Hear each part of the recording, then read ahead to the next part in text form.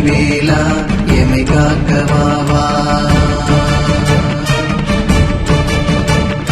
சூரனையும் வெல்ல ஒரு காலன் என உருவெடுத்த பாலகனும் நீ எனவும் அவனும் அறியானே. அலையாடும் கடலோரம் அவனோடு போர் கொண்டு செந்தூரையாலும் சேவர் கொடியானே. விதி ஓட வழியுண்டு பிணி தீர மருந்துண்டு கதி என்று கந்தன் நீரணிந்து கொண்டால் பாடுவதும் திருநாமம் தேடுவதும் திருவுருவம் கண்டுவிட திருவடியும் மகமகிழுவேனே.